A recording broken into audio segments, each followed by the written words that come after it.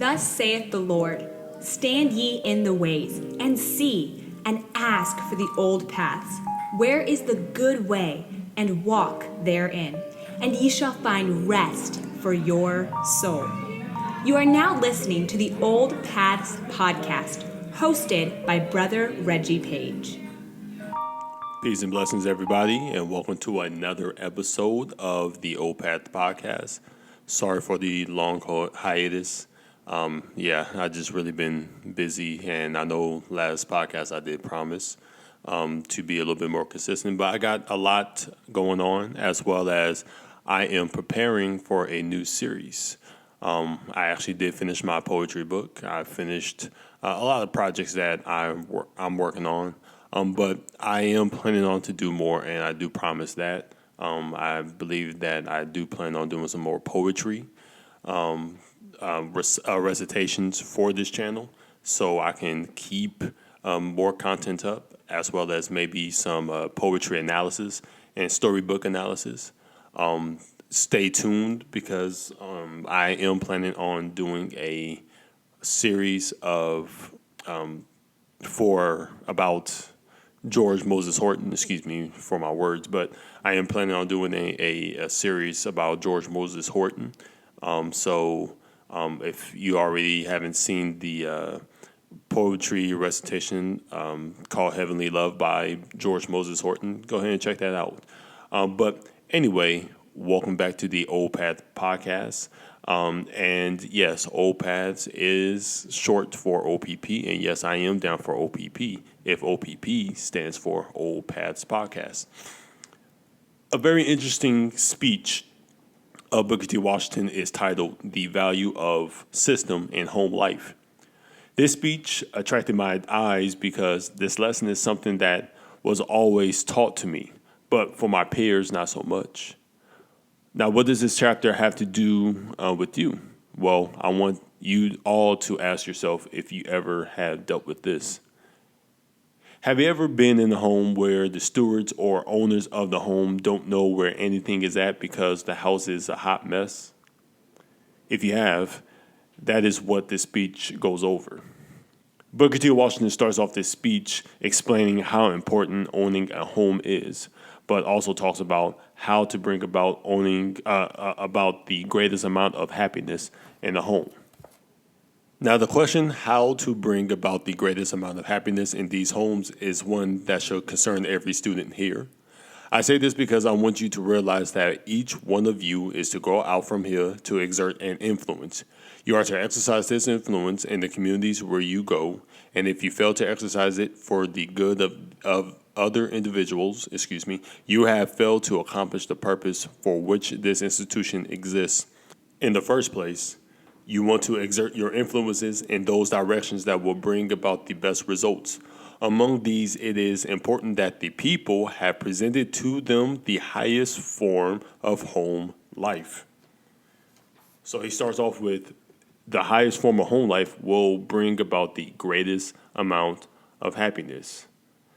Again, folks, money is a defense, but it is not the key to happiness or fulfillment. Booker T. Washington even goes on to mention that since have the idea that they cannot have comfortable homes unless they have a great amount of money. Now, some of the happiest and most comfortable homes I have ever been in have been homes where the people have but little money. In fact, they might well be called poor people. But in these homes, there was a certain degree of order and convenience which made you feel as comfortable as if you were in the homes of people of great wealth. So, what he states here, that it doesn't matter if you're rich. It doesn't matter if you're poor.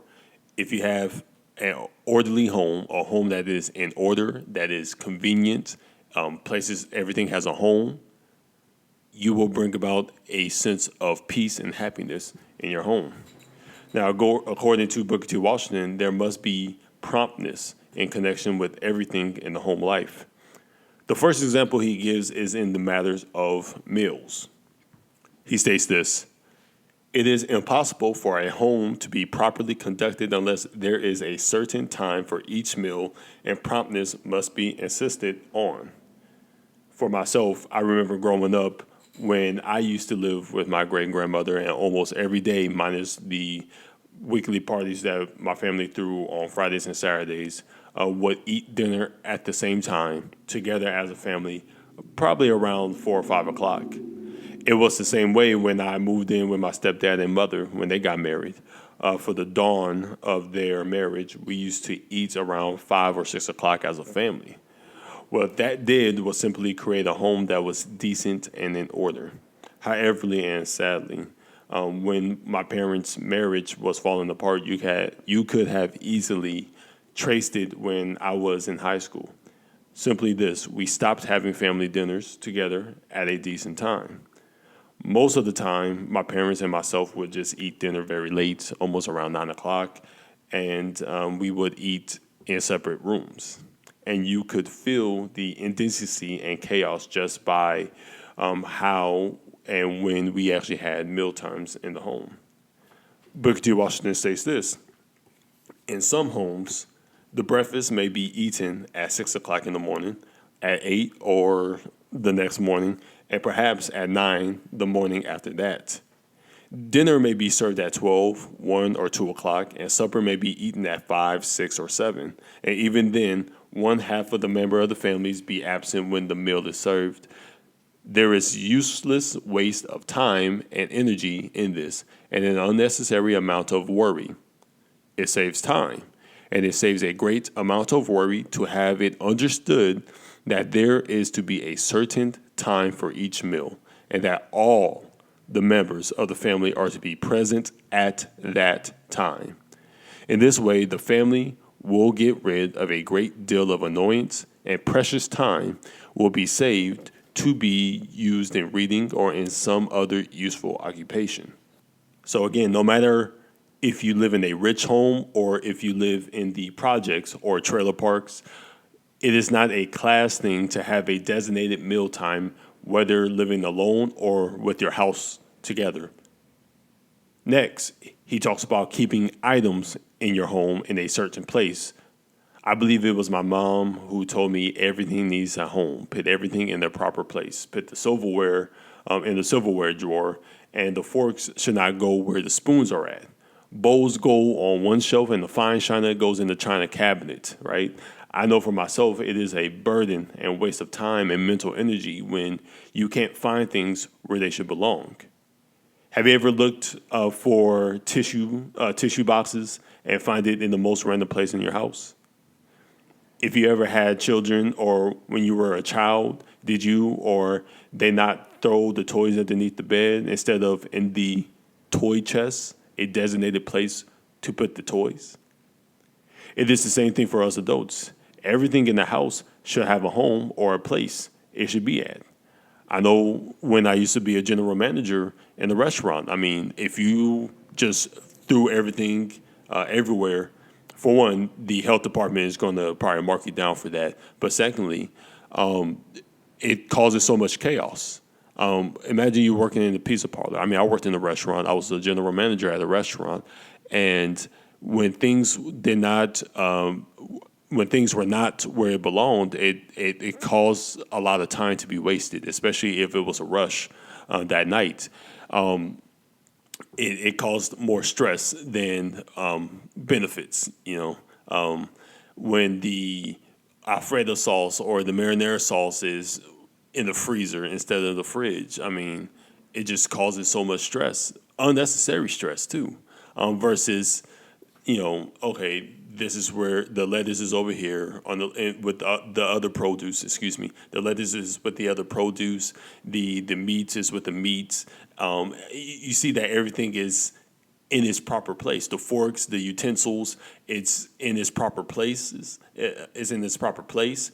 And so when you need to go find something, you can easily go to that designated place that everybody knows where to find it.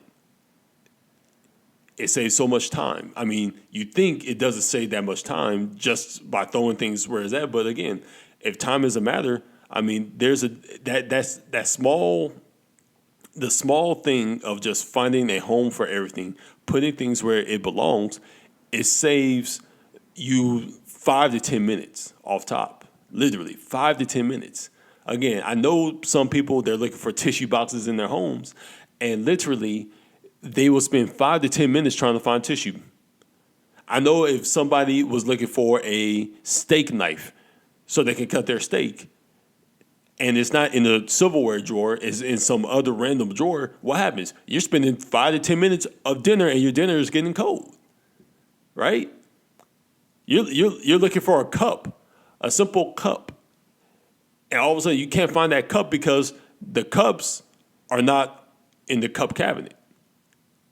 I mean, small things like that. I mean, even when you look in the fridge, right? Working in a restaurant, the fridge was usually organized in a certain way. The eggs were with the other dairy products.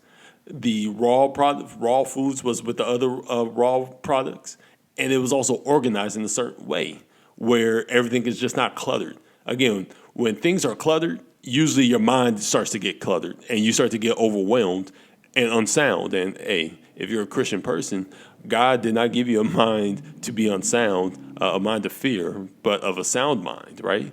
And when you're having a system that is full of chaos, full of just clutter, ask yourself, oh Christian, is this what God really wants you to design your home? Is this how God wants you to keep your home? If you're in charge of a business, does God want you to keep that business that you're in charge of in such a mess? Or does he want you to have a decent and orderly system in that business, in that home? Hey, some of us, we work in the church. So for church members, do you believe that God wants his house in a undecent and chaotic manner?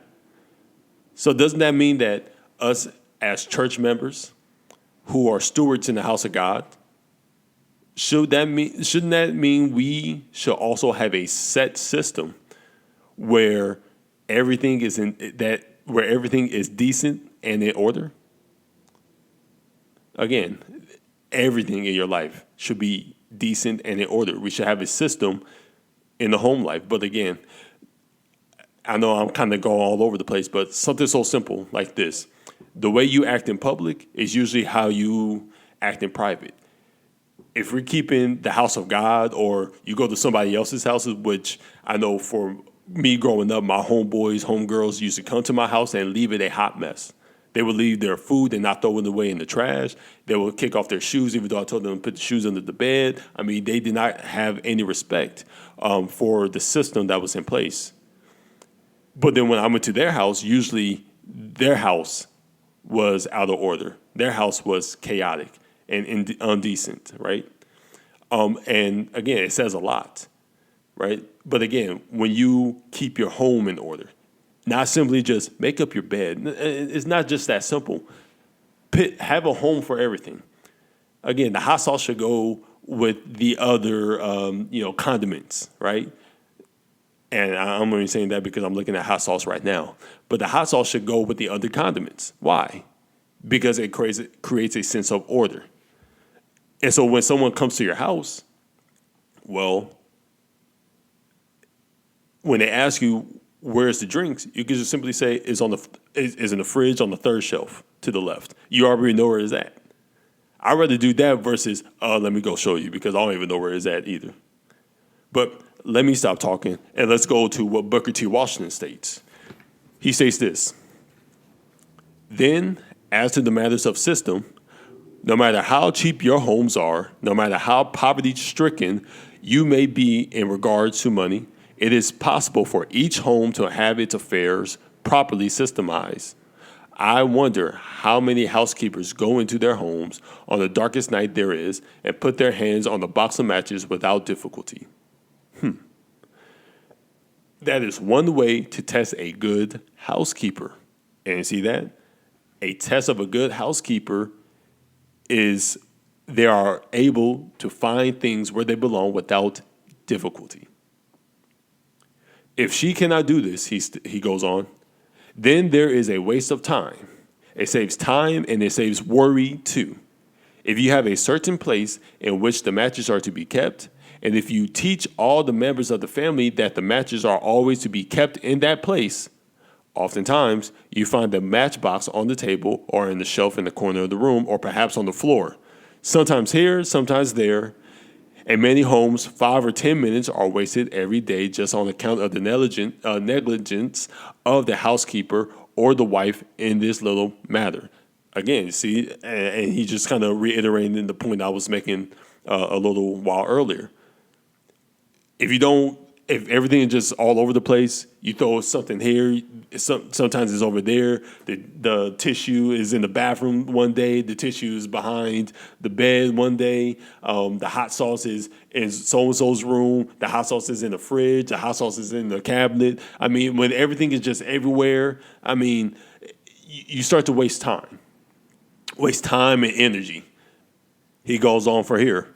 And this is one of my favorite parts of the speech.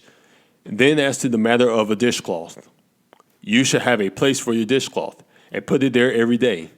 The persons who do not have a place for an article are the persons who are found looking indoors and outdoors for it, from 5 to 10 minutes every time that article is needed. They will be saying, Johnny or Jenny, where is it? Where did you put it the last time you had it? And all that kind of things. The same thing is true of a broom. In the first place, in a home where there is a system, you do not find the broom left standing on the wrong end. I hope all of you know which the right end of the broom is in this respect. And I'm going to ask y'all this. Do you know what is the right end of the broom? Because I do. And it always grinded my gears low key when I see people who just didn't know that. Now, I know for a fact that most people are not taught certain things like that. Shoot, I know that most people are not taught how to mop correctly, but that's neither here or there. Let's get back to it before I go on another rant. He continues, you do not find the broom on the wrong end, and you will always find that there is a certain place for it, and that it is kept there. When things are out of place and you have to hunt for them, you are spending not only time, but you are spending strength that should be used in some more profitable way. There should be a place for the coat and the cloak and for the hat, and in fact, a place for everything in the house. The people who have a place for everything are the people who will find time to read and who will have time for recreation. You wonder sometimes how the people in New England can afford to have so much time for reading books and newspapers and still have sufficient money to send as much as they do here to this institution to be used in our education. These people find time to keep themselves thus intelligent and to keep themselves in touch with all that takes place in the world, because everything is so well systematized about their homes that they save the time which you and I spend in worrying about something which we should know all about. I have rarely gone into a boarding house kept by our people and found the lamp in its proper place. When you go into such house, it is too apt to be the case that the people there will have to look for the lamps. Then they will have found it. It is not filled. Somebody forgot to put the oil in it in the morning. Then they have to go and hunt up a wick, and then they have to go get a chimney. Then when they get all these things, they must hunt for the matches to light the lamp. I wonder how many girls there are here now who can go into the room and arrange it properly for an individual to sleep in. That is, provide the proper number of towels, the soap and matches, and have everything that should be provided for the comfort of the person who is to use the room. Put in the room and put in its proper place. I should be afraid to test some of you. You must learn to be able to do such things before you leave it here in order that you may be of some use to yourself and to others. If you are not able to do this, you will be a disappointment to us. In 1 Corinthians 14, verse 40, the Bible states this: let all things be done decently and in order, not just church affairs or spiritual decision-making, but everything which includes your home affairs. Having a proper system in your home should be done decently and in order. And again, something so simple such as having a silverware drawer or a place where toilet paper is kept and even a set time for each meal should be had together in the house or should not be that hard. The benefit of having a decent and orderly system in your home will cause less stress and worry about where things are at. Your mind will be less open to be overwhelmed because of the lack of organization. Again, when your house is cluttered, your mind usually becomes cluttered. When your house is unsound, you become unsound. When your workplace is unsound, how often do you become unsound? So again, wherever you reside at, start to really provide a system, a set system, a decent and orderly system for yourself, because there is benefits. You'll be able to have strength and precious time spent on something more profitable. And hey, that's just a low down gospel truth. Thank you for listening, and please like, comment, and subscribe, and share with the folks. And remember, the truth shall make you free. Let the God of all knowledge and decency and in order be with you all. Peace.